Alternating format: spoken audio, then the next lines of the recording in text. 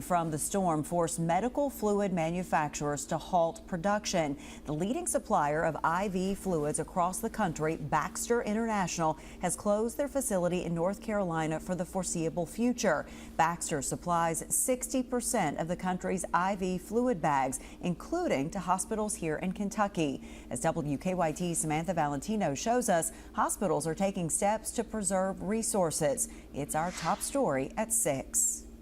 Baptist Health Lexington is just one of many hospitals across the country impacted by the national IV fluids shortage. We received notice from our supplier of IV fluids, Baxter, that their factory that produces a large amount of the fluids for the entire country was affected and shut down. Dr. Lee Dossett is the chief medical officer of Baptist Health Lexington. He says Baptist Health hospitals immediately started looking at ways to mitigate any projected losses. We made a decision yesterday to hold any elective procedures that will be scheduled for the next couple weeks while we while we wait to see how things evolve and develop. Dr. Dossett says no surgeries are being canceled. This decision will not affect anything for patients needing acute or emergent care. When possible and clinically appropriate, Baptist Health says they'll consider other conservation measures, such as reducing or stopping maintenance IV fluids and switching from IV to oral medications.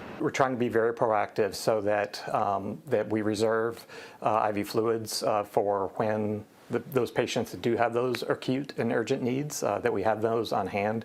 We're not in a dire situation right now. This isn't the first time the hospital has been impacted by a shortage. In 2017, medical supply manufacturers in Puerto Rico were destroyed, causing Baptist Health to take similar measures. We are very good about having kind of backup plans and mitigation strategies, whether it's in administration or at the bedside, to really take care of the patient. Without them, hopefully a patient coming in wouldn't even notice a difference. In Lexington, Samantha Valentino, WKYT.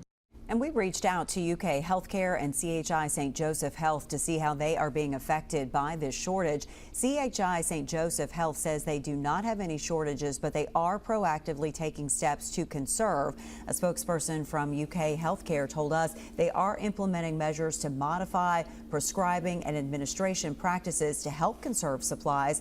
They said in part, quote, "It is too early to speculate about any additional measures that we may have to consider and implement in the future, but we are monitoring the situation closely, and we will always do what is in the best interest of our patient population."